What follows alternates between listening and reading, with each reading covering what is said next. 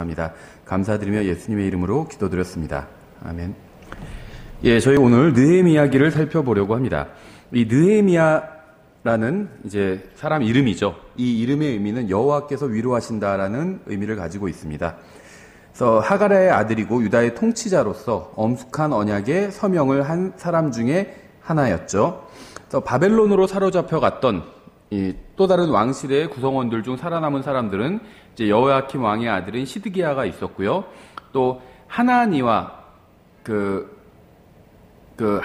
하나니가 있었고, 또 사드락이라고 불렸었던 또 하나니야가 있었습니다. 그래서 다니엘의 세 친구 이름이 사드락과 메삭과 아벳느고잖아요. 근데 이 사드락의 원래 이름이 하나니였죠.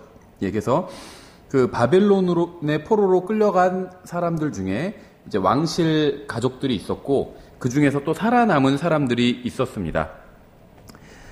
또 느헤미야는요, 좀 큰 일을 하는 사람이었어요. 이 아닥사스다 왕의 잔을 드는 자였습니다. 그래서 어떤 비서실에서 근무하는 이제 그러한 사람 중에 하나라고 봐야 되겠죠. 그러니까 청와대에 보면 비서관이 여러 명이 있잖아요. 그래서 그 비서관들 중에 한 명이라고 이렇게 볼 수 있을 정도로 굉장히 큰 직책을 가지고 있는 사람이었습니다. 그래서 스룹바벨 이후에 우리가 이제 에스겔서에 봤죠. 에스겔서를 보면 이 전반부에는 이제 스룹바벨과 여호수아가 이제 이스라엘 백성을 이끌게 되고, 에스겔서 후반부에는 에스겔이 아니라 에스라서 전반부에는 스룹바벨과 여호수아가 이스라엘 백성을 이끌고, 후반부에는 에스라가 이제 이스라엘 백성을 이끌게 되죠. 근데 이제 스룹바벨은 총독이었습니다. 그 여호수아는 제사장이었죠. 그래서 이 총독과 제사장이 힘을 합쳐서 이제 이스라엘 백성을 인도했었는데요. 이 스룹바벨 이후에 이 느헤미야가 예루살렘의 일종의 총독으로 오게 됩니다. 그래서 이제 또 섬기는 일을 하게 되죠. 그래서 이 느헤미야는요, 이집트에서의 요셉, 또 사마리아에서의 오바댜, 또 바벨론에서의 다니엘, 그리고 또 빌립보서 4장에 보면 카이사르 집안에 속한 성도들이 있다고 그랬죠. 그러니까 이 세상 왕, 때로는 악한 왕일 수도 있고요. 이 세상 왕의 근처에 있었던 구원받은 사람이었다고 볼 수가 있습니다. 그래서 정말 이집트의 요셉과 같은 사람이었다, 이렇게 볼 수가 있습니다. 그래서 느헤미야는요, 이 수산궁에서 확고한 자리를 차지하고 있던 사람이었어요. 그래서 스룹바벨은 예루살렘의 성전을 건축하러 갔었죠. 에스라서에 나오죠. 또 느헤미야는 성벽을 건축하러 갔습니다. 그래서 먼저 성전과 성벽과 모든 것이 다 무너진 황폐한 곳이었거든요. 그래서 먼저 앞서간 이 스룹바벨은 성전을 건축하러 갔고, 이제 느헤미야는 성벽을 건축하러 갔었습니다. 느헤미야기에서 성벽과 성벽들은 32번 나오고 있고, 이 말 자체가 성벽들 이런 말이, 또 건축하다, 빌드라는 말은 23번이나 나오고 있어요. 그러니까 이 느헤미야기의 주제가 무엇인지를 알 수 있겠죠. 성벽을 건축하는 것, 이게 느헤미야서의 주제라고 볼 수가 있습니다. 예, 아닥사스다는 느헤미야를 예루살렘의 총독으로 임명을 했습니다. 느헤미야는 예루살렘에 도착해서 자신의 임무를 이제 은밀하게 살펴보았어요. 왜냐하면 이 성벽을 보수하는 일, 다시 말하면 이스라엘 민족을 재건하는 일을 방해하는 사람들이 있었거든요. 그래서 할 수 없이 이제 은밀하게 자기가 무슨 일을 해야 될지를 살펴봤습니다. 그래서 느헤미야는 어떤 활기적인 그런 생동감을 갖고 있었고, 또 실천하는 어떤 믿음과 또 지혜, 또 투지, 그러니까 이런 것을 가지고 자신의 임무를 완수하기 위해서 이제 예루살렘으로 왔습니다. 그래서 반대가 많이 있었죠. 그래서 정말 혹독한 반대가 있었지만 이 성벽 건설의 일이 7주 만에 끝나게 되죠. 그래서 느헤미야가 조롱하고 분노하고 탐욕스럽고 간교한 이 원수들을 이기고 승리를 이룬 이러한 것은 매일 세상과 육신과 마귀와 영적 전쟁을 치르는 그리스도인들에게 엄청난 용기를 주고 있어요. 그래서 우리가 이 느헤미야기가 우리 그리스도인들에게 주는 의미가 무엇이냐면 바로 영적 전쟁을 어떻게 해야 하는지를 우리가 이 느헤미야기를 통해서 배울 수 있다는 겁니다. 에스라와 느헤미야는 성벽을 세우는 일에 이제 함께 힘을 합쳤습니다. 먼저 예루살렘에는 거주민이 필요했어요. 그래서 도시 밖에 있던 사람들 중 10분의 1이 제비뽑기를 통해서 예루살렘에 거하게 되었습니다. 왜냐하면요, 예루살렘이 다 이미 무너지고 황폐한 곳이에요. 마치 6.25 전쟁 이후에 어떤 서울과 같이 다 무너지고 폭격 맞아서 다 무너진 곳이에요. 그러니까 아무도 거기서 살고자 하지 않았던 거죠. 무너진 도시에서 누가 살고 싶겠어요. 그래서 할 수 없이 이제 예루살렘을 재건하는 일에 있어서 가장 먼저 한 일이 이 예루살렘의 거주민들을 들여놓는 일이었습니다. 근데 다 가기 싫어했겠죠. 할 수 없이 이제 제비를 뽑게 됩니다. 그래서 이 제비 뽑기는요, 그러니까는 이 투표는 성경에 나오지 않아요.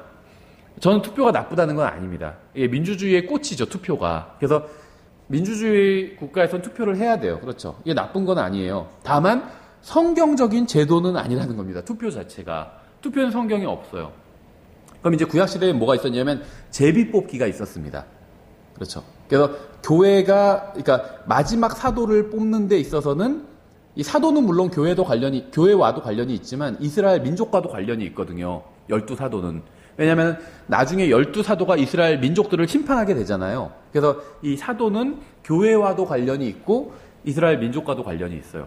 그래서 12번째 사도, 그러니까는 유다가 자살을 했잖아요. 자기 곳으로 돌아가 버렸죠. 그래서 사도 자리 하나가 비게 되잖아요. 그래서 그 자리를 채우기 위해서 구약 성경의 방법인 제비 뽑기를 하게 되었다는 거죠. 그래서 투표는 성경과 구약 신약 성경과 전혀 관련이 없습니다. 투표는. 이건 라오디게아 교회와 관련이 있어요. 오히려 시민의 권리란 말이잖아요. 라오디게아라는 말 자체가. 그래서 배교한 교회와 관련 있는 게 투표고요. 구약 성경에 나온 방법은 바로 제비 뽑기입니다. 근데 이 방법이 신약의 방법은 아니에요. 다만 구약 성경에서 구약 시대에 하나님의 뜻을 구하는 방법 중에 하나가 바로 이 제비 뽑기였다는 것이고, 이제 대표적인 것이 바로 사도행전 앞부분에서 이제 이스라엘과 관련된 그런 사도를 뽑기 위해서 투표를 했고, 또 여기서도 바로 느헤미야에서 예루살렘에 들어가 살 사람을 이 제비 뽑기로 이제 선출을 하게 되죠. 11장 1절부터 2절에 백성의 치리자들은 예루살렘에 거하였으며 백성의 남은 자들도 제비를 뽑아 10명 중에 하나는 데려다가 거룩한 도시 예루살렘에 거하게 하고 10분의 9는 다른 도시들에 거하게 하였더니 자원하여 자신을 들여 예루살렘에 거하려 한 모든 사람을 백성이 축복하였더라. 왜 축복했을까요? 황폐한 곳이에요. 아무도 가려고 하지 않습니다. 그래서 할 수 없이 제비를 뽑아서 제비 뽑힌 사람만 억지로 가게 했어요. 근데 그 중에는요, 자원해서 간 사람도 있었다는 거예요. 이런 사람은 백성이 다 축복했다는 겁니다. 아무도 가기 싫은데 자원해서 가니까. 근데 왜 자원해서 갔을까요? 황폐한 곳에. 믿음이 있었기 때문이에요. 그렇죠. 예루살렘이 재건되리라는, 그러니까 하나님에 대한 믿음이 있었기 때문에 자원을 한 것이라고 볼 수가 있겠죠. 그리고 나서 이제 백성의 죄의 자백과 언약의 갱신, 또 하나님의 말씀에게로 이끈 부흥이 이제 순차적으로 일어나게 됩니다. 성벽의 봉헌과 부흥의 사이에 이제 느헤미야는 몇 년간의 자리를 비우게 됩니다. 그래서 그가 돌아왔을 때 오래된 죄들이 되살아났음을 볼 수 있는데요. 이제 이방 여인과 결혼해서 이제 자녀들을 생산한 이제 이런 죄들이죠. 이게 신약의 교리에 직접적으로 해당되는 것은 아닌데요. 구약 시대에 있어서는 여러 가지 면에 있어서 하나님께서 금지하신, 그러니까 여러 가지 이유로 금지하신 그러한 죄 중에 하나였습니다. 이방 여자를 아내로 삼지 말라는 것은 하나님께서 금지하신 일이었죠. 13장 25절에 나오죠. 내가 그들을 꾸짖고 그들을 저주하며 그들 중 몇 사람을 때리고 그들의 머리털을 뽑으며 그들의 하나님을 두고 맹세하게 하며 이르되 너희는 너희 딸들을 그들의 아들들에게 주지 말고 또 너희 아들들이나 너희를 위하여 그들의 딸들을 데려오지 말라. 이렇게 얘기하고 있죠. 그러니까는 굉장히 급격한 방법으로 이제 잘못된 것을 바로 잡았는데요. 한마디로 말하면요, 느헤미야는 총독의 자리에 있었어요. 권력이 있었죠. 근데 오랜만에 돌아와서 보니까 이제 자기가 다시 이스라엘을 재건하는 일에 이제 열심을 냈었는데 자리를 비웠다가 다시 돌아오니까 한마디로 예전으로 다시 돌아가 버린 거예요. 그래서 이방 아내를 다시 맞았고 막 이런 일이 일어난 겁니다. 그래서 어떻게 했냐면 가서 폭력을 행사한 거예요. 때린 겁니다. 막 따귀를 때리고 수염을 뽑고 그런 일을 한 겁니다. 왜 이렇게 했냐면 시간이 없었어요. 느헤미야는 지금 빨리 개혁을 하고 지금 백성들이 이제 잘만 인도하면 하나님의 말씀으로 돌아올 수 있었기 때문에 질질 끌 시간이 없었습니다. 그래서 이런 방법을 썼고, 이것은 성경대로 믿는 신약 성도들이 해야 될 방법은 아니라는 겁니다. 제가 왜 이런 말씀을 드리냐면요, 킹제임스 성경 진영에서 느헤미야 13장 25절을 가장 좋아하는 구절로 꼽는 사람들이 여럿 있어요. 굉장히 과격하잖아요. 내가 그들을 꾸짖고 그들을 저주하며 그들 중 몇 사람을 때리고 그들의 머리털을 뽑으며 그들이 하나님을 두고 맹세하게 하며 이르기를.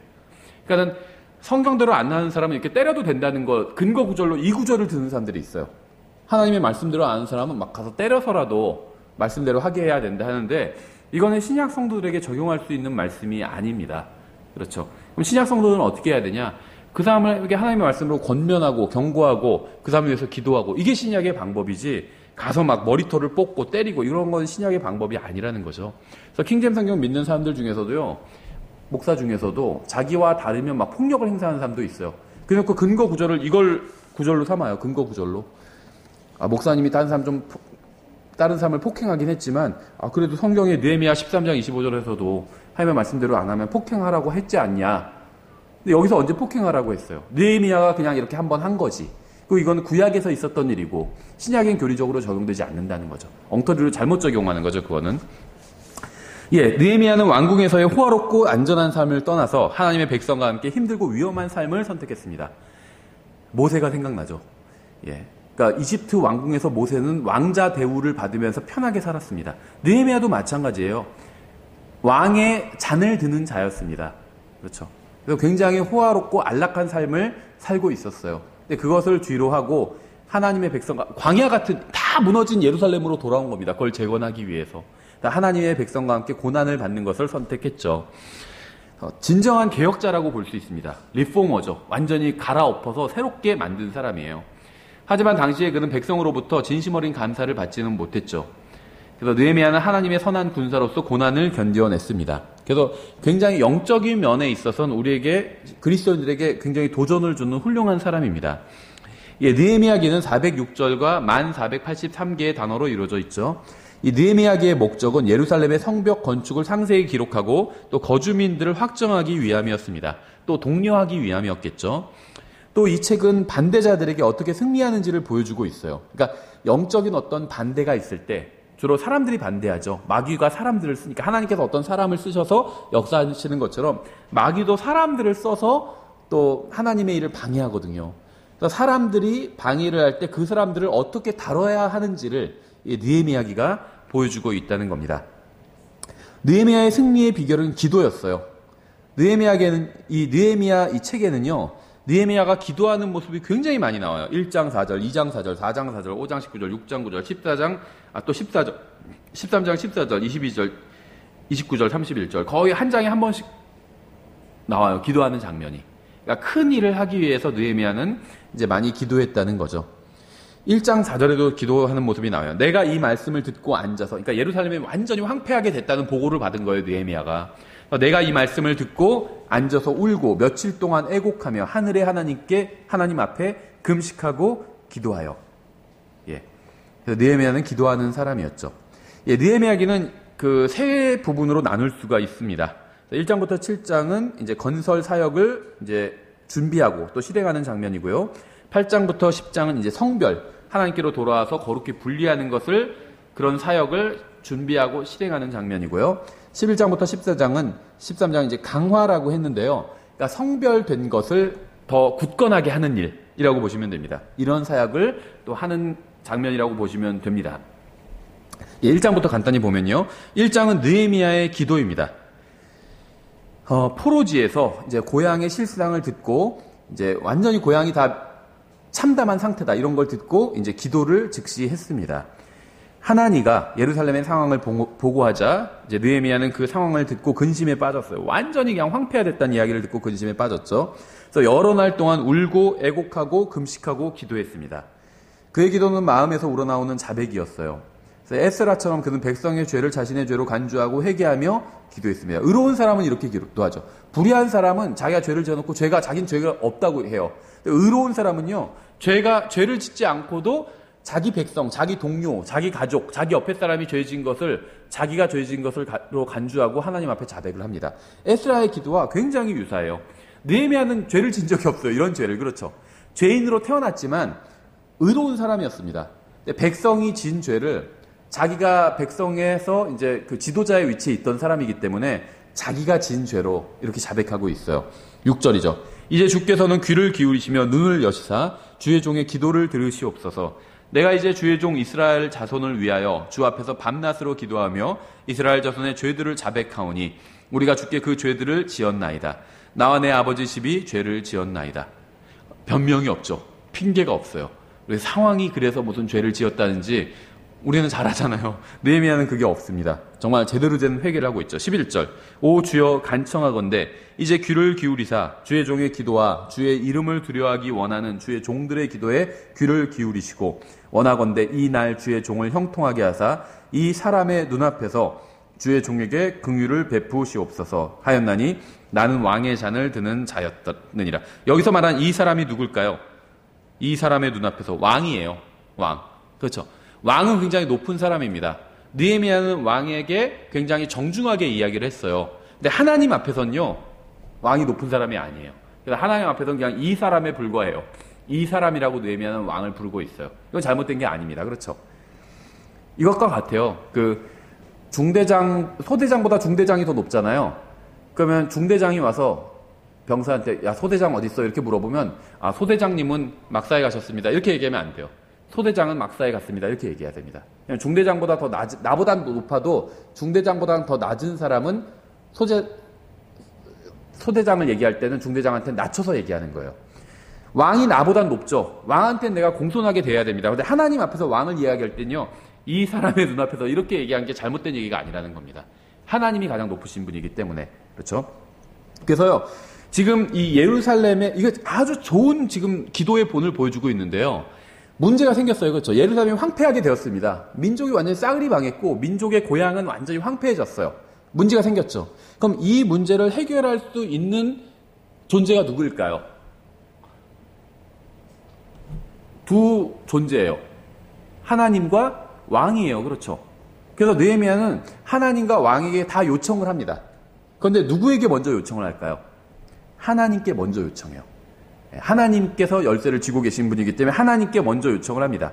그래서 하나님께 간구하고 나서 그 다음에 왕에게 간구합니다. 이게 바른 순서죠. 우리가 다른 사람한테 이야기할 때도 마찬가지예요. 어떤 사람이 문제를 겪다. 그러면 그 사람이 잘못된 걸 내가 직접 얘기해 줄 수도 있겠죠. 그럼 그 사람이 그걸 받아들여서 바로 잡을 수도 있겠죠. 그 사람한테 얘기할 수도 있지만 가장 먼저 하나님께 얘기하는 게 가장 좋아요. 하나님은 모든 문제를 바로잡으실 수 있는 분이잖아요. 그렇죠? 하나님께 이런 문제가 생겼습니다. 그래서 제가 이 사람한테 가서 이야기를 하려고 합니다. 주님께서 이 사람한테 내가 이야기를 할 때 지혜롭게 얘기할수록 도와주시고 이렇게 먼저 기도할 수 있다는 거죠. 그래서 모든 문제가 생겼을 때 항상 하나님께 먼저 보고를 드리는 거예요. 그리고 나서 이제 실제 내가 가서 이야기해야 될 사람들에게 이야기를 하는 거죠. 느헤미야는 정말 좋은 본을 보여주고 있습니다. 먼저 하나님께 간구를 했어요. 그리고 나서 이제 왕에게 이야기를 했습니다. 아주 좋은 순서를 보여주고 있죠. 예, 이 3절에서 언급하는 남은 자들에 관해서는 예레미야서 40장부터 44장에 있고 또 52장 15절부터 16절에 보다 자세하게 나와 있습니다. 예, 느헤미야는 4개월 동안 기도한 후에 왕을 섬기는 자신의 위치로 돌아왔습니다.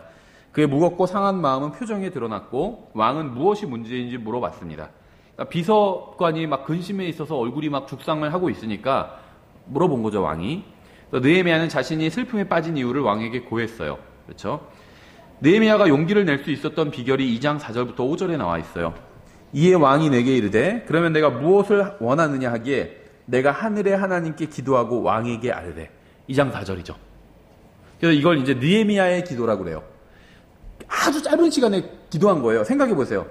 내가 표정이 안 좋아요. 그러니까 왕이 물어봐요. 너 왜 오늘 표정이 이렇게 안 좋아? 물어보니까 표정이 안 좋은 이유를 얘기해야 되잖아요. 왕이 물어보니까.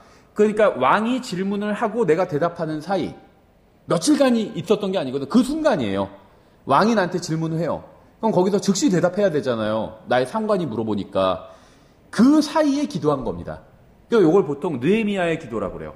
내가 무슨 일을 하려고 그러는데 어떻게 해야 될지 결정을 바로 내려야 돼. 지금 1초, 2초 내에 내려야 돼. 이때도 하나님께 기도할 수 있다는 거예요. 하나님 도와주십시오 하고. 그리고 바로 할 수 있다는 거예요. 아니면 내가 예를 들면 어떤 사람한테 이야기를 해야 되는데 바로 해야 돼. 지금 시간적 여유가 없어요. 어디 가서 숨어서 무릎 꿇고 기도할 시간이 없어. 가면서 바로 기도할 수도 있죠. 하나님 제가 이 사람한테 지혜롭게 얘기할 수 있도록 도와주십시오.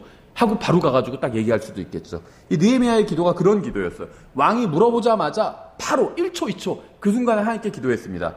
그렇죠. 그래서 그러면 내가 무엇을 원하느냐 하기에 내가 하늘의 하나님께 기도하고 왕에게 아뢰되 기도하고 바로 얘기한 거예요.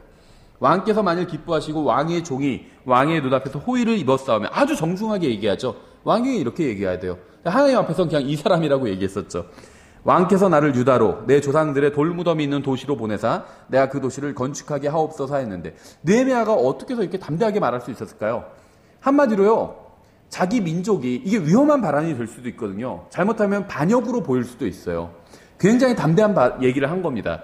내 민족이 싸그리 망했는데 가서 민족의 옛 그 수도를 좀 재건할 수 있게 해주십시오. 이렇게 부탁을 한 거죠. 상당히 위험한 발언이 될 수도 있어요. 그런데 이런 이야기를 담대하게 할 수 있었던 이유가 뭐였죠? 먼저 하나님께 충분히 기도를 했잖아요. 그렇죠? 그래서 느헤미야는 확신하고 있었어요. 이 일이 하나님을 기쁘시게 하는 일이라는. 그래서 담대하게 얘기할 수가 있었습니다. 그래서 느헤미야는 다른 사람에게 말하기 전에 먼저 기도로 하나님께 말씀을 드렸습니다. 1장 11절 오 주여 간청하건대 이제 귀를 기울이사 주의 종의 기도와 주의 이름을 두려워하기 원하는 주의 종들의 기도에 귀를 기울이시고 원하건대 이날 주의 종을 형통하게 하사 이 사람의 눈앞에서 주의 종에게 긍휼을 베푸시옵소서 하였나니 나는 왕의 잔을 드는 자였느니라. 여기에 느헤미야의 어떤 담대함의 비결이 있었던 거죠. 느헤미야는 기도의 응답을 받고 예루살렘을 향해서 떠났습니다. 그는 현 상황을 정확히 알아보기 위해서 은밀하게 조사를 진행했어요. 그리고 장로들을 모은 후에 일어나 건축을 하도록 동기부여를 해주었습니다. 반대가 일어났지만 느헤미야는 그들이 사역을 방해할 것이라고 생각하고 조롱하는 자들과는 협력할 수 없음을 분명히 했습니다. 하나님을 섬기는 자리에서 하나님을 섬기는 자리에는 어디에나 이 산발랏 또 도비야 같은 이런 반대하는 사람들이 있습니다. 항상 있어요. 그러니까 이상한 일이 아니라는 거예요. 오히려 반대하고 방해하는 사람들이 있으면요. 아, 이게 하나님의 일이구나. 이렇게 생각할 수가 있다는 겁니다. 반증을 할 수가 있다는 거예요. 오히려. 그렇죠. 하나님이 일하시는 곳에 마귀도 항상 관심을 갖고 같이 일을 하려고 하거든요. 방해를 하려고 하거든요. 하나님의 일을. 느헤미야 같이 하나님의 사람이 일하는 곳에선 이렇게 도비야나 산발락 같은 마귀의 사람들도 일하고 있다는 겁니다.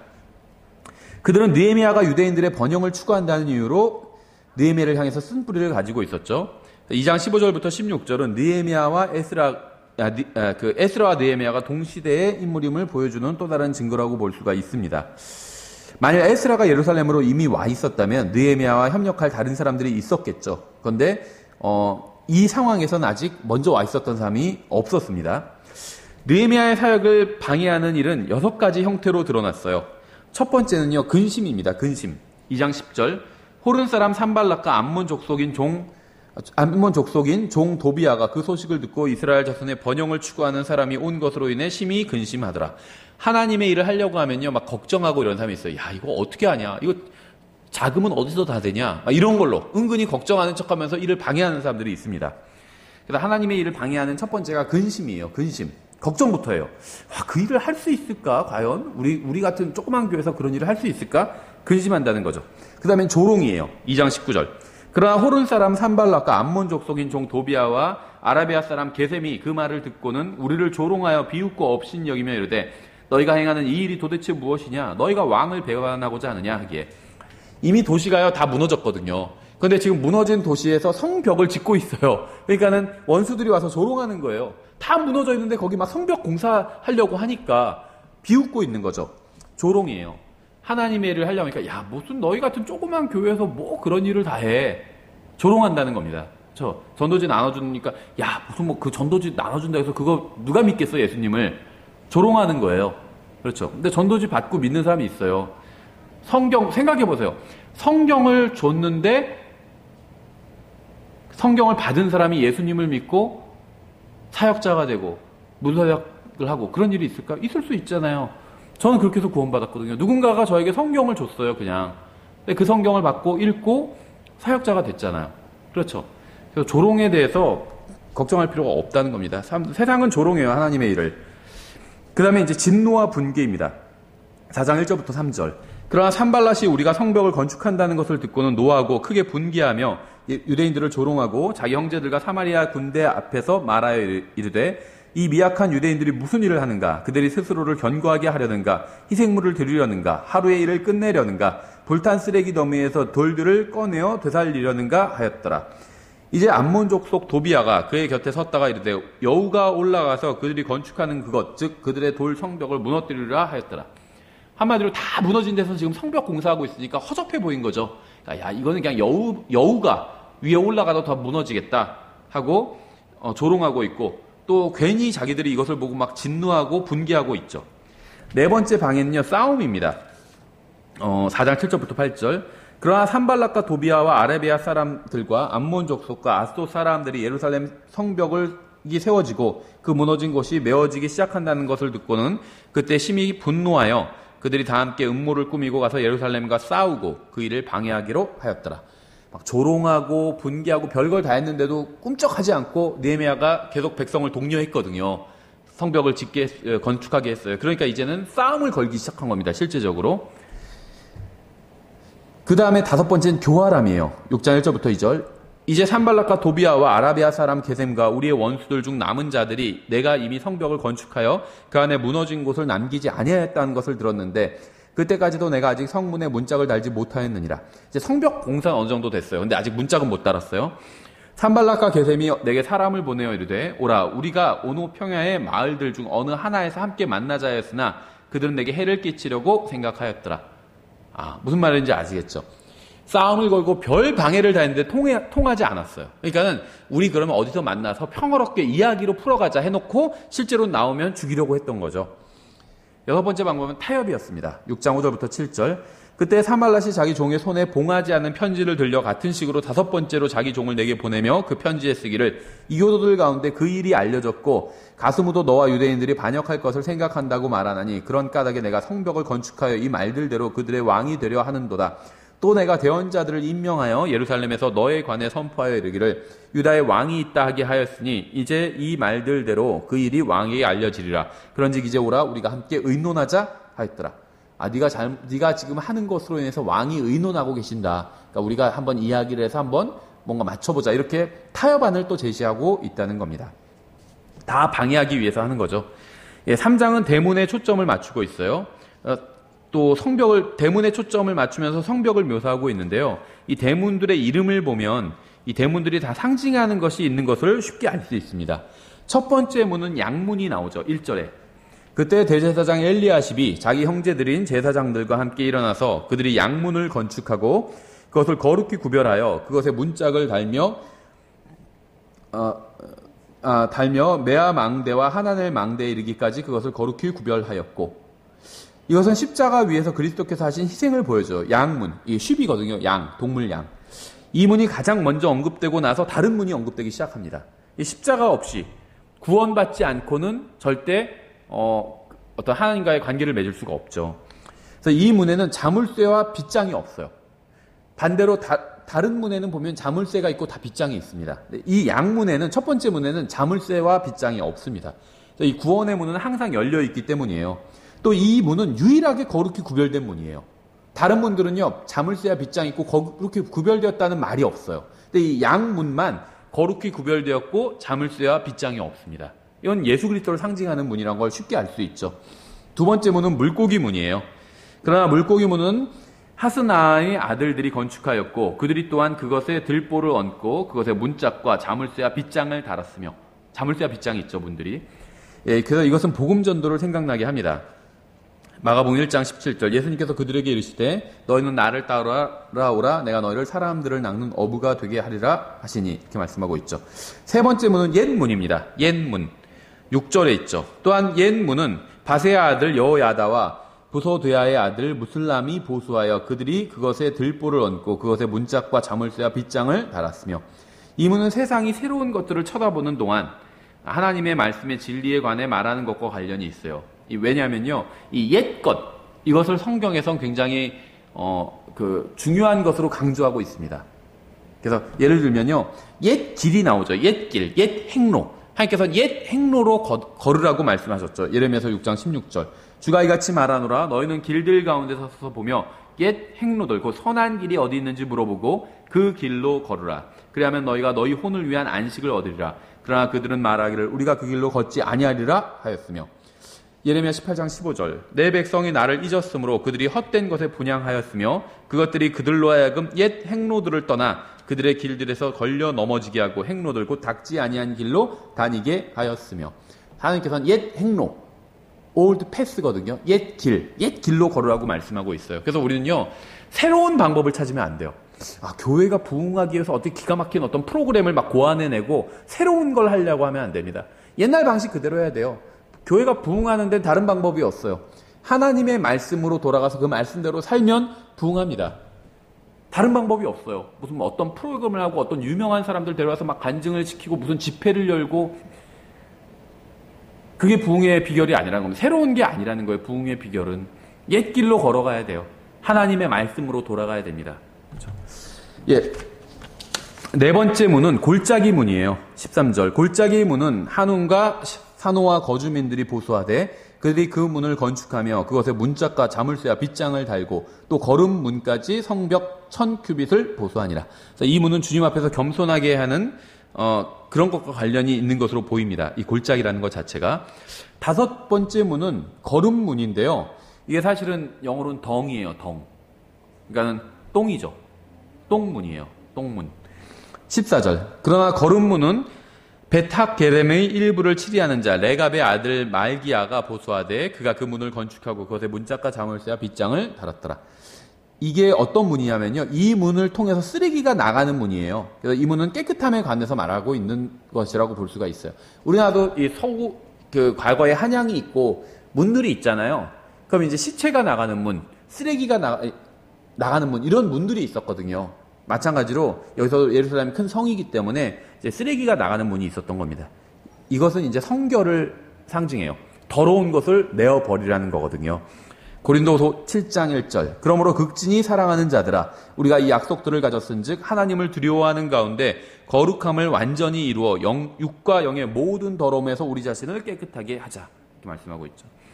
이사야서 1장 16절 17절. 너희를 씻고 너희를 깨끗하게 하라. 내 눈앞에서 너희의 악한 행위들을 버리고 악을 행하기를 그치며 잘 행하기를 배우고 판단의 공의를 추구하며 학대받는 자들을 구제하고 아버지 없는 자들을 위해 재판하며 과부를 위해 변호하라. 이렇게 말씀하고 있죠. 여섯 번째 문은 샘문입니다. 파운틴, 샘문. 15절이죠. 그러나 샘문은 미스바의 일부를 치리하는 자 골호세의 아들 살룬이 보수하되 그가 그 문들을 건축하고 덮었으며 그것에 문짝과 자물쇠와 빗장을 달고 또 왕의 동산 옆에 있는 실로와 연못의 성벽을 보수하여 다윗의 도시로부터 내려가는 계단에까지 이르렀더라. 그래서 이 문은 성령님의 사역을 상징적으로 보여주고 있습니다. 순서가 중요하죠. 먼저 깨끗하게 한 후에 성령님으로 채워야 되는 거죠. 그러니까 깨끗함이 없이는 성령 충만이 없다는 겁니다. 일곱 번째 문은 물문이에요. 물문. 워터게이트죠. 그 유명한 물문. 26절에 있죠. 또한 느디딤 사람들은 오벨에 거하면서 동쪽을 향한 물문을 마주보는 곳에 이르기까지 보수하고 튀어나온 망대를 보수하였더라. 이 문은 깨끗하게 하는 성경의 능력을 보여줍니다. 이 물은 말씀을 상징하는 경우가 많이 있죠. 그래서 이 문은 일곱 번째 문으로 말씀의 완전성을 상징하고 있다고 볼 수가 있습니다. 시편 12편 6절부터 7절. 주의 말씀들은 순수한 말씀들이 흙 도가니에서 정제하여 7번 순수하게 만든 은 같도다. 근데 이 물문, 말씀을 상징하는 이 물문이 7번째 문이죠. 오 주여 주께서 그것들을 지키시며 주께서 그것들을 이 세대로부터 영원히 보존하시리이다. 8번째 문은 말문입니다. 말문은 위로부터는 제사장들이 각각 자기 집 맞은편을 보수하였고 28절이죠. 이 문은 전쟁에 관한 문이에요. 이게 현대에서는 말이라고 하면 그냥 뭐 동물이지 이렇게 생각하는데요. 과거로 본다면 이건 전차, 탱크와 같습니다. 말은. 그렇죠? 9번째 문은요. 동쪽 문입니다. 동문이라고 되어 있는데요. 동쪽 문이에요. 29절. 그들 다음은 인멜의 아들 사독이 자기 집 맞은편을 보수하였으며 그 다음은 동문 문지기 스가냐의 아들 스마야가 또한 보수하였더라. 이 문은 주님의 재림을 생각나게 하는 문입니다. 주께서 동쪽으로부터 이렇게 오시는 것으로 나와 있죠. 10번째 문은 밑간문입니다. 31절. 그 다음은 금세공업자의 아들 말기야가 느디딤 사람들과 상인들의 처소에 이르기까지 밑간문의 맞은편을 보수하고 모퉁이 비탈까지 보수하였으며 이 문은 최후의 심판과 관련이 있는 것으로 생각이 됩니다. 대제사장 엘리야십은 물리적인 일에는 성실한 사람이었지만 영적인 일에는 좀 부지한 사람이었어요. 3장에 나오죠. 하나넬 망대는 중요한 장소였습니다. 이 망대는 마지막 때에 다시 발견될 거예요. 그러니까 재림과 관련해서 이 하나넬 망대가 언급되고 있어요. 예레미야서 31장 38절. 보라 날들이 이르리니 그 도시가 하나넬 망대에서부터 모퉁이의 성문까지 주를 위하여 세워지리라 주가 말하노라. 예루살렘이 나중에 다시 이제 다시 세워지는 거죠. 건축되는 겁니다. 그렇죠? 바벨론은 실질적으로 도시가 무너지고 예루살렘은 바르게 세워지게 되는 거죠. 또 스가랴서 14장 10절 그 온 땅은 변하여 게바에서부터 예루살렘 남쪽 림몬에 이르기까지 평야와 같이 되리라. 또 그것이 들리고 그것의 처소에 사람이 거주하리니 곧 베냐민 문에서부터 첫째 문이 있는 곳과 모퉁이 문까지 또 하나넬 망대에서부터 왕의 포도즙 틀이 있는 곳까지라. 하나넬 망대가 어떤 재림과 관련해서 어떤 장소의 중요한 경계로 이렇게 언급되고 있는 것을 볼 수 있습니다. 3장 12절 그 다음은 예루살렘의 절반을 치리하는 자 할로헤스의 아들 살룸과 그의 딸들이 보수하였고, 무엇인가 보수하는 것에 대해서 설명하면서요, 여태까지는 다 남자들이 보수하고 있죠. 여기서 이제 드디어 여자들이 나왔어요. 살룸과 딸들이 함께 보수했대요. 이 말씀은 마음만 있다면 자매들도 어떤 개혁하는 일 아니면 주님을 섬기는 일을 충분히 할 수 있다고 보여주고 있죠. 15절에 그러나 샘문은 미스바의 일부를 치리하는 자 고로세의 아들 살룬이 보수하되 그가 그 문을 건축하고 덮으며 그것에 문짝과 자물쇠와 빗장을 달고 또 왕의 동상 옆에 있는 실로와 연못의 성벽을 보수하여 다윗의 도시로부터 내려가는 계단에까지 이르렀더라. 그래서 이곳은 도시의 동쪽으로 시온 다윗의 도시의 위치를 보여주고 있어요. 그 사무엘하 5장 7절에 보면요, 이렇게 되어 있죠. 그럼에도 불구하고 다윗이 시온의 강한 요새를 빼앗았는데 바로 그것이 다윗의 도시니라, 이렇게 되어 있죠. 이제 4장을 보면요, 성벽 건축에 대한 반대가 외부와 내부로부터 이제 오는 것을 볼 수 있습니다. 이 산발락과 도비아가 성벽에 재건을 두고 이제 여우도 허물어 버릴 수 있다고 조롱하면서 이제 외부의 반대가 오게 되죠. 그래서 외부의 반대는 그러니까 이스라엘 민족을 다시 회복시키는 일에 있어서 이 구약 시대에는 이스라엘 종교의 중심지가 예루살렘이고 또 예루살렘의 중심은 성전이었거든요. 그래서 이스라엘이 하나님 앞에 바르게 돌아오게 하기 위해서는 이 예루살렘의 재건이 필요한 일이었어요. 근데 이제 이것이 그 예수님의 재림 직전에 있는 이스라엘의 회복과 이거 회복을 의미하는 것은 아닙니다. 이스라엘의 회복은요, 반드시 마음이 먼저 주님께로 돌아와야 돼요. 이스라엘 사람들 몸만 팔레스타인으로 모이는 것은 의미가 없습니다. 마음이 주님께로 돌아와야 돼요. 그리고 나서 몸이 예루살렘에 모일 때 그게 이제 이스라엘 회복이라고 볼 수가 있겠죠. 마음이 굉장히 중요해요. 근데 이것은 이제 그것과는 직접적으로 관련이 있는 것은 아닙니다. 그러니까 관련이 없는 것은 아닌데 관련이 있긴 한데 이것 자체가 이스라엘의 회복은 아니라는 거예요. 어쨌든지 간에 이제 예루살렘을 재건하려고 하는데 이제 원수들이 그것을 방해하고 있는 거죠. 이스라엘 국가가 혹시라도 다시 부흥할까봐, 다시 강대한 국가가 될까봐 이제 반대하고 있는 겁니다, 원수들이. 이게 이제 외부의 방해죠. 8절, 4장 8절에 그들이 다 함께 음모를 꾸미고 가서 예루살렘과 싸우고 그 일을 방해하기로 하였더라. 그래서 성벽을 재건하는 일을 방해하고 있어요. 이 내부의 방해는요, 어떤 일꾼들의 나약함과 좌절이었습니다.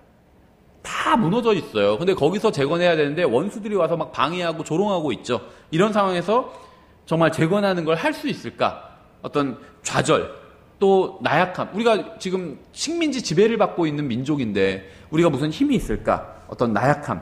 이런 것들이 이제 내부의 방해였다고 볼 수가 있겠죠. 10절에 유다는 이르기를 집 나르는 자들의 힘이 쇠하였고 쓰레기는 아직도 많으므로 우리가 성벽을 건축할 수 없다 하고, 쓰레기는 잔뜩 폐허가 돼서 쌓여 있어요.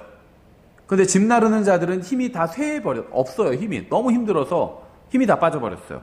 근데 우리가 이걸 언제 건축하겠냐, 지금 이런 얘기를 하고 있는 겁니다.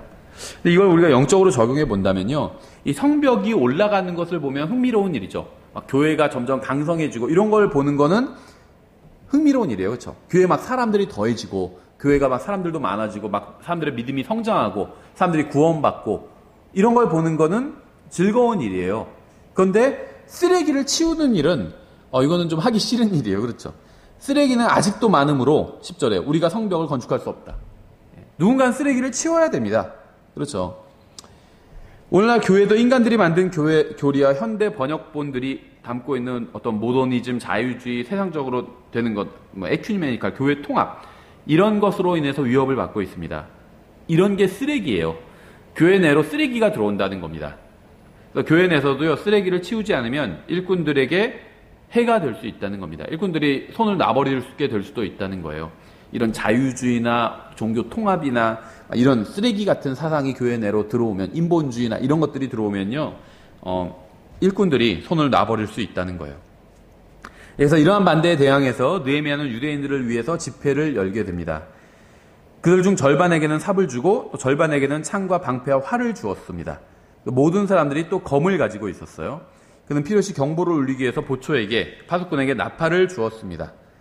6절이죠. 이와 같이 우리가 성벽을 건축하여 온 성벽이 함께 연결되고 높이가 그것의 절반에 미쳤으니 이는 백성에게 일하고자 하는 생각이 있었기 때문이더라.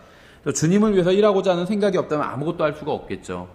15절. 그 일이 우리에게 알려졌다는 것을 우리의 원수들이 들으니라. 하나님께서 그들의 계략을 허사로 만드셨으므로 우리가 다 성벽으로 돌아와 각각 자기 일을 하였는데. 17절. 성벽을 건축하는 자들과 짐 나르는 자들은 짐 지는 자들과 더불어 각각 한 손으로는 그 일에서 일을 하며 다른 손으로 병기를 잡았으니. 그러니까 원수가 쳐들어올 수 있기 때문에 무기를 잡고 한 손으로는 칼을 잡고 일을 했다는 겁니다. 그러니까 그 예전에 스펄전에 이 만든 잡지 이름이 검과 삽이었거든요. 한 손에는 칼을 잡고 뭘 상징하죠? 마귀와 싸우는 거예요. 자신의 육체와 싸우는 겁니다. 영적 전쟁을 치르는 거죠. 한 손에는 삽을 잡고 있어요. 삽은 건설하는 도구잖아요. 한쪽에서는 하나님을 위해서 건설하고 한쪽에서는 원수들과 싸우고 이게 이제 검과 삽이 상징하는 거겠죠. 예, 이 느헤미야에서 따온 겁니다. 이것이. 예, 5장에서는 내부적인 문제가 생깁니다.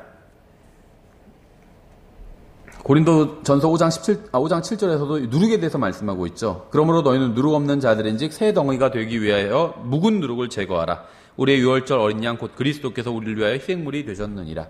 내부에 있는 어떤 죄, 이걸 이제 누룩이라고 부르고 있습니다. 백성 중에는 가난해서 성벽 공사를 계속할 수 없는 이들도 있었어요. 돈이 없어요. 먹고 살 게 없어요. 음식이 없어요.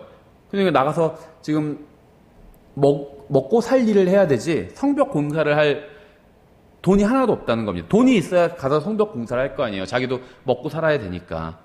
근데 이제 귀족들과 치리자들도 그들 가운데 있었어요. 7절에 보면. 그래서 이들은 백성들에게 돈을 빌려주고, 그럼 너희가 일단 성벽 공사하는 동안 먹고 살아야 되니까 돈을 빌려주겠다 해서 빌려줬습니다. 여기까지만 하면 괜찮죠. 그런데 과도한 이자를 챙기기 시작했어요. 이자를 잔뜩 뜯어낸 거죠.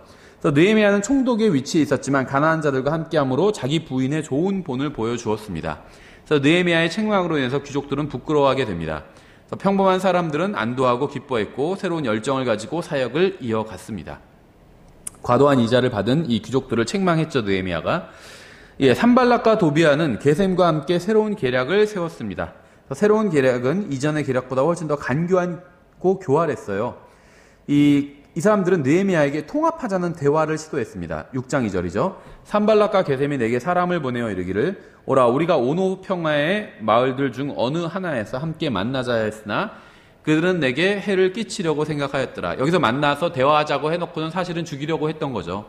하나님의 일을 반대하는 자들과는 연합할 수가 없습니다. 그들의 제안에는 가시가 있다는 사실을 잊지 말아야 돼요.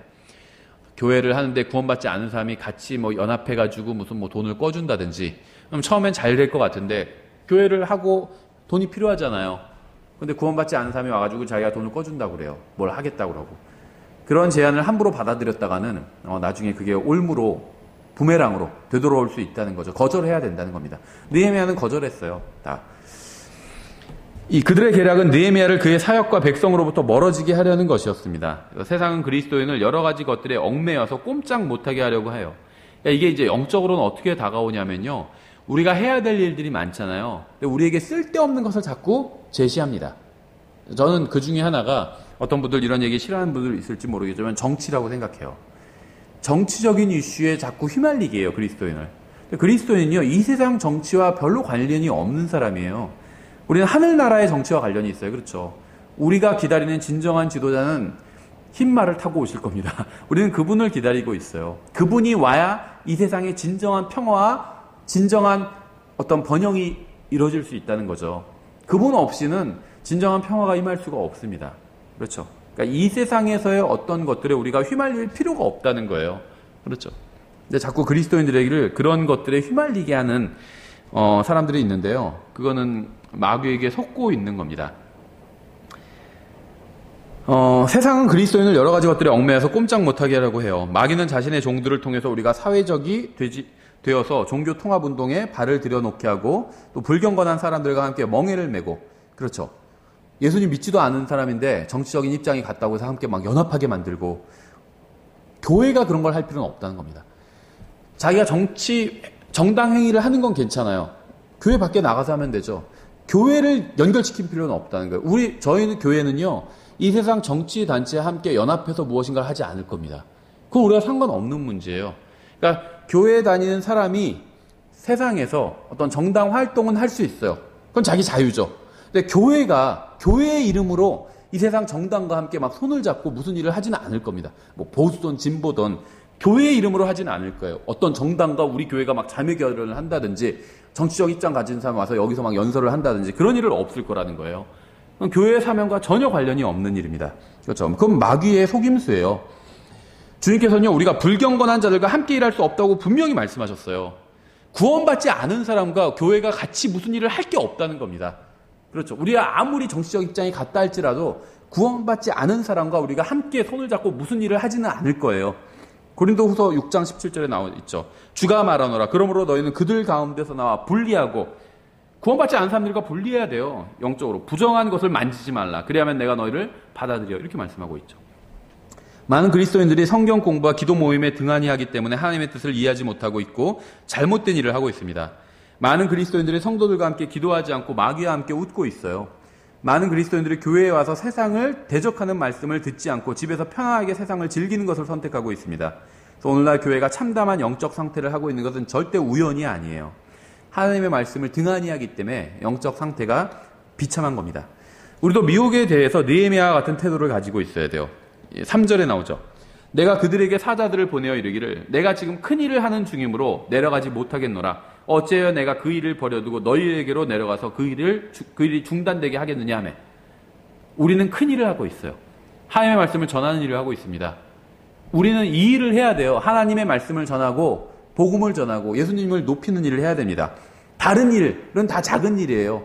이 일을 중단하고 우리가 무슨 뭐 정치적인 거에 뛰어든다든지 그런 일을 하지 않을 겁니다. 그건 작은 일이에요.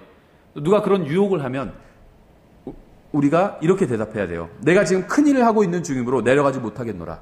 우리는 하나님의 일, 예수님의 복음을 전하고 하나님 말씀을 전하고 이거보다 더 중요한 일은 없어요. 예, 무슨 뭐 다른 일 때문에 이걸 포기하지 않는다는 겁니다. 느헤미야는 아주 현명하게 대응을 했죠. 원수들은 우리의 단호한 대답에 단번에 포기하지 않아요.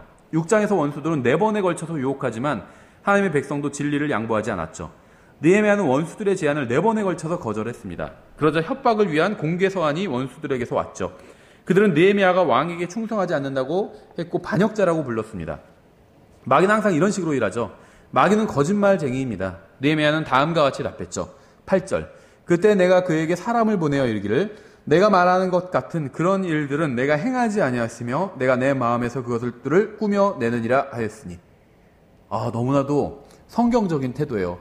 무슨 말이냐면요, 느헤미야는 반역하지 않았죠.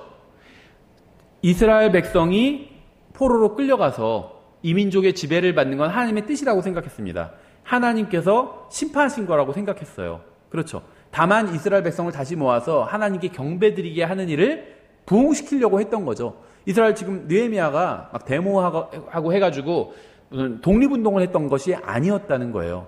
그런데 지금 원수들이 너는 지금 독립운동하고 있는 거 아니냐? 왕에게 반역하는 거 아니냐? 이렇게 거짓으로 고소하고 있죠. 나에 대해서 누군가가 꾸며서 없는 이야기를 지어서 하고 있는 거예요. 그때 느헤미야가 어떤 태도를 보여줬을까요? 우리 같으면 막 가서 적극적으로 막 싸우고 막 나한테 거짓말하는 사람 찾아서 막 고소하고 그랬겠죠. 그러지 않았어요. 느헤미야는 아주 단순하게 했습니다. 내가 말하는 것 같은 그런 일들을 내가 행하지 아니하였으며 내가 내 마음에서 그것들을 꾸며내느니라. 나는 그런 적 없다. 이 말로 끝났어요. 느헤미야는 참으로 현명했죠. 사람들이 거짓으로 고소하니까, 거짓말을 하니까 네가 이런 짓 하지 않았냐 막 거짓말하고 있는 거예요. 느헤미야는 나는 그런 일을 한 적 없다. 이렇게 말하고 딱 끝냈습니다. 이게 현명한 거예요. 나를 공격하고 거짓 소문 내고 다니고, 저는 뭐 그렇게 막 유명한 사람도 아닌데요. 저에 대해서도 킹제임스 성경 진영에서 막 거짓말하고 다니는 사람들도 있어요. 대꾸할 필요가 없어요. 예.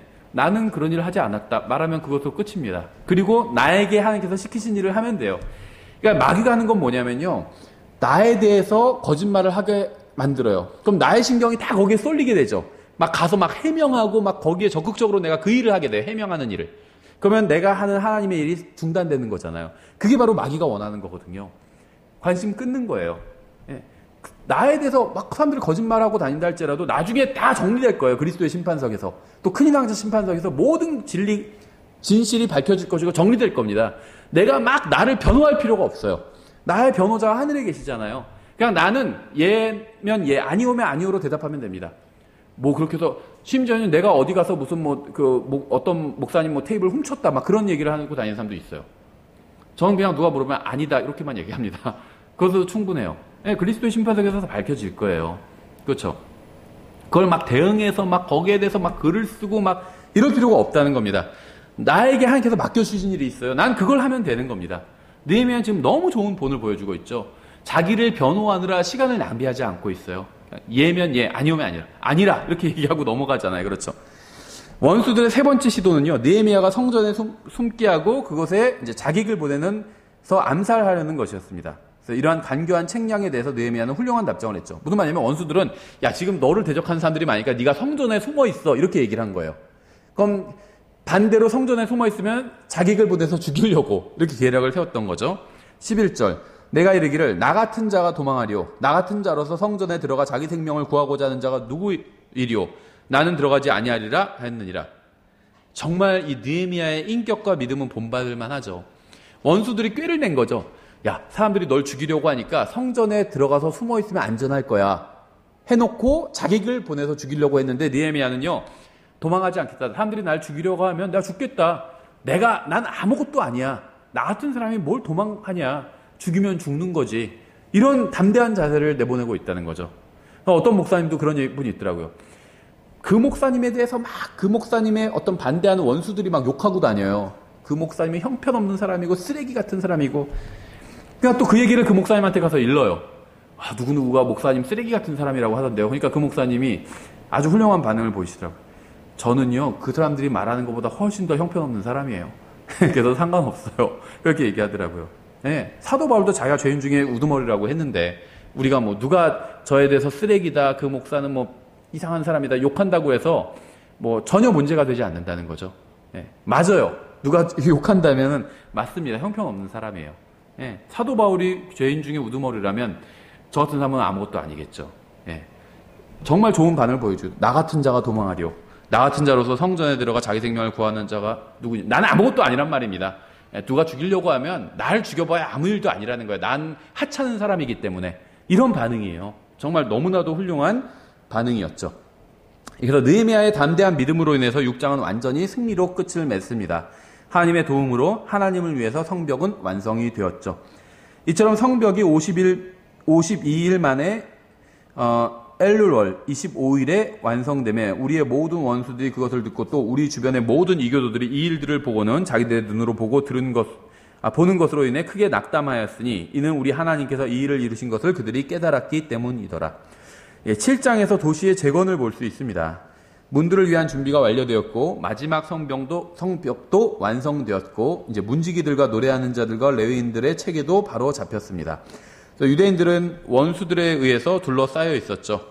도시가 재건되자 위험성은 더 커졌어요. 주목받기 시작한 거죠, 원수들에. 느헤미야는 이러한 점을 의식했고 도시의 대문을 개폐할 때 이제 필요한 것들을 공급해 주었고 파수꾼들도 이제 임명을 하게 됩니다. 7장 4절에 이제 그 도시는 크고 광대하나 그 안에 백성은 적고 집들은 건축되지 아니하였더라. 성벽만 지금 만들었지 안에 아무것도 없어요. 그렇죠. 백성들도 이주시켰는데 집도 없어요, 지금 상태가. 도시의 힘은 그 안에 거주하는 사람들에게 있죠. 많은 유대인들이 도시 밖에 거주했습니다. 백성이 도시 밖에 거주한다면 성벽은 아무 의미가 없죠. 느헤미야는 많은 사람들을 설득해서 도시 안으로 이주시켰습니다. 이 8장에는요, 성벽을 위한 준비가 시작됩니다. 성별을 위한. 그래서 성별의 핵심은 하나님의 말씀을 이해하는 데 있어요. 이 8장부터 10장에는요, 참된 부흥의 15가지 결과가 나와 있습니다. 그러니까 참된 부흥이 일어나면 벌어지는 15가지 현상이 나와 있는데요. 첫 번째는 하나님의 말씀을 듣고 우는 것이에요. 말씀을 듣고 울게 되는 것. 이게 부흥한 마음의 상태입니다. 8장 9절이죠. 온 백성이 율법의 말씀들을 듣고 울므로 드르사다인 느헤미야와 제사장 겸 서기관인 에스라와 백성을 가르친 레위 사람들이 온 백성에게 이르기를 이날은 주 너희 하나님께 거룩한 날이니 애곡하지 말며 슬피 울지 말라 하고. 두 번째는요, 하나님의 말씀으로 인해서 큰 기쁨과 힘을 얻게 됩니다. 8장 10절. 그때 그가 그들에게 이르기를 너희 길로 가서 기름진 것을 먹고 단 것을 마시며 아무것도 예배하지 못한 자들에게 일부를 보내라. 기름진 것을 먹고 단 것을 마시면 저는 이 말씀이 좋더라고요. 기름진 것, 단 것 다 좋아하는 건데 어쨌든 간에 즐겁게 하라는 거죠. 마음을. 기분이 좋아지거든요. 고기 먹고 단 것 마시고 하면 기분이 좋아지잖아요. 이 날은 우리 주께 거룩한 날이니라. 너희는 또한 슬퍼하지 말라. 주의 기쁨이 너희의 힘이니라 하고. 또 세 번째 특징은 주님께 거룩한 날을 지키게 됩니다. 날을 주님 앞에서 거룩히 지키게 돼요. 8장 11절. 이처럼 레위 사람들도 온 백성을 조용하게 하며 이르기를 오늘은 거룩한 날이니 너희는 조용히 하고 근심하지 말라 하매. 네 번째는요. 8장 9절과 11절에 나오는데요. 감정을 조절하게 됩니다. 다섯 번째는요. 8장 10절부터 11절에 나오는데 걱정과 슬픔으로부터 이제 구출받게 됩니다. 여섯 번째는 8장 12절에 나오는데요. 진리를 이해하고 기뻐하게 돼요. 온 백성이 자기들의 길로 가서 먹고 마시며 일부를 보내고 크게 기뻐하였으니 이는 그들이 자기들에게 밝히 드러난 그 말씀들을 깨달았기 때문이더라. 그래서 부흥의 어떤 결과는 말씀을 깨닫는데 있다는 겁니다. 이 부흥과 관련이 있어요. 어떤 프로그램과 관련이 있는 것이 아니라 말씀을 깨닫는 것과 관련이 있다는 거죠. 일곱 번째는요. 진리를 더욱 알고자 하는 열망이 생기게 돼요. 8장 13절. 둘째 날에 온 백성의 아버지들의 우두머리들과 제사장들과 레위 사람들이 율법의 말씀들을 깨닫기 위해 함께 서기관 에스라에게로 모여. 여덟 번째는 하나님의 말씀대로 행하고자 하게 됩니다. 이제 8장 14절부터 17절에 나와요. 그래서 이제 명절에 대한 말씀이 나오고 이 명절을 말씀 그대로 지키게 됩니다.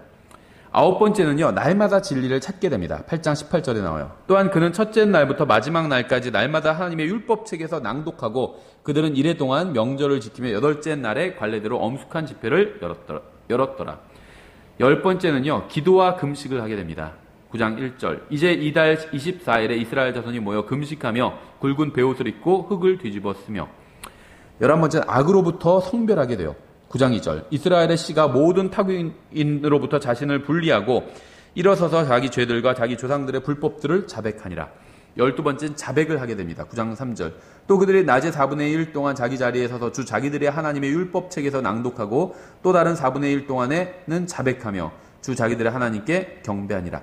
13번째는 참된 경배와 찬양이 있게 돼요. 9장 5절부터 6절. 그때 레위 사람 예수아와 간미엘과 바니와 아삽니아와 세레비아와 호디아와 세바자와 부다히아는 이르기를 일어서서 영원 무궁토록 주 너희 하나님을 찬송할지어다. 주의 영어로운 이름 곧 모든 찬송이나 찬양보다 위로 높여진 그 이름을 찬송할지어다. 주 곧 주는 홀로 주시니 주께서 하늘과 하늘들의 하늘과 그것들의 모든 군대와 땅과 그 안의 모든 것과 바다들과 그 안의 모든 것을 지으시고 그것들을 다 보존하시오매 하늘의 군대가 주께 경배하나이다. 진정한 경배와 찬양을 드리겠죠. 되죠. 14번째는 하나님께 서원을 하게 됩니다. 그래서 하나님께 어떻게 하겠다고 약속을 하게 되죠. 15번째는 하나님의 사역을 재정적으로 지원하려는 마음이 생기게 됩니다. 10장 32절부터 33절이죠. 우리가 또 우리를 위하여 규례를 정해 해마다 3분의 1 세계를 부담하여 우리 하나님의 집을 섬기는 일에 쓰게 하되 곧 보여주는 빵과 항상 드리는 음식 헌물과 항상 드리는 번제 헌물과 안식일과 월삭과 정한 명절들에 드릴 것과 거룩한 것들과 이스라엘을 위해 속죄하는 죄 헌물과 우리 하나님의 집의 모든 일을 위해 쓰게 하였고. 그래서 엄숙한 집회가 열렸고 명절 후에 짧은 간격이 있었고 크게 낮아지고 겸손해지는 날을 보내게 되었습니다. 백성은 낯선 이들로부터 자신을 분리했고 이방인들로부터 주님 앞에서 겸손해졌어요. 주님의 말씀으로 인한 변화는 정말 놀라웠죠. 레위인들이 명한 대로 백성은 두 번째로 회개한 후에 이제 기뻐하게 됩니다. 9장 5절이죠. 그때 레위 사람 예수아와 간미엘과 바니와 하삼니아와 세레비아와 호디아와 세바냐와 부다히아는 이르기를 일어서서 영원 무궁토록 주 너희 하나님을 찬송할지어다. 주의 영화로운 이름 곧 모든 찬송이나 찬양보다 위로 높여진 그 이름을 찬송할지어다. 이어서 하나님의 위대하신가 인도와 은혜를 찬양하는 영광스러운 노래를 불렀죠. 백성은 진심으로 하나님과 언약을 맺을 준비가 되어 있었습니다. 38절이죠. 우리가 이 모든 것으로 인하여 이제 확실한 언약을 세우고 그것을 기록하며 우리의 통치자들과 레위 사람들과 제사장들이 그 언약에 하나이다 하였더라. 그래서 언약을 맺은가 그 언약에 서명한 사람들의 명단이 10장에 기록되어 있어요. 그래서 느헤미야부터 시작해서 총독부터 시작한 거죠. 그 다음에 레위인들, 제사장들, 문지기들, 노래하는 자들, 그리고 회중 전체의 순서로 자신을 주님께 분리하겠다는 어떤 서약을 하고 서명을 하게 됩니다. 언약은 7가지로 이루어져 있는데요. 이교도들과 결혼하지 않는 것, 또 안식일을 지키는 것, 안식년을 지키는 것, 첫 열매들의 11조를 드리는 것, 또 성전 제단에 목재를 공급하는 것, 또 제사장들과 레위인들에게 급여를 지급하는 것, 또 하나님의 집에 대해서 신실하게 행하는 것, 헌물을 바치는 것, 이런 것으로 이루어져 있죠, 언약이. 느헤미야 10장과 관련해서요, 뭐 확실한 근거가 있는 건 아닌데 흥미로운 이야기가 있는데요. 이 탈무드는 그렇게 긍정적인 건 아니에요. 유대인들이 지어낸 이야기라고 보시면 됩니다. 그래서 굳이 우리 그리스도인들이 뭐 탈무드를 읽어야 될 필요는 없어요. 성경으로 충분합니다. 탈무드와 확실하지 않은 유대인 전승에 의하면요, 이 느헤미야 10장으로 인해서 대회당, 그러니까 회당이 있었잖아요. 그레이트 회당, 큰 회당이 형성이 되었다고 이야기를 하고, 처음에는 120명 회원으로 구성되었다가 나중에 70명으로 줄어들었다고 합니다. 이것이 이제 나중에 민족을 대표하는 어떤 회의가 됐고, 이것이 신약 성경에서 나온 사내들인이 되었다, 이렇게 이야기를 합니다. 그러니까 이 사내들인의 사도행전에 나오잖아요. 이 공회가 사내들인의 근거가 이 느헤미야 10장이다, 이렇게 주장하는 의견이 있다는 겁니다. 이건 뭐 그냥 진리와는 별로 상관없는 이야기죠. 사내들인이 예수님의 제자들을 박해하는 일을 했기 때문에 그냥 참고로만 보시면 될 것 같아요.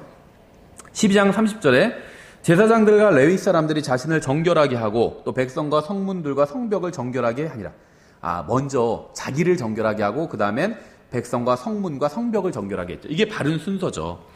성벽을 봉헌하기 위해선 깨끗한 손과 순결한 마음이 필요했어요.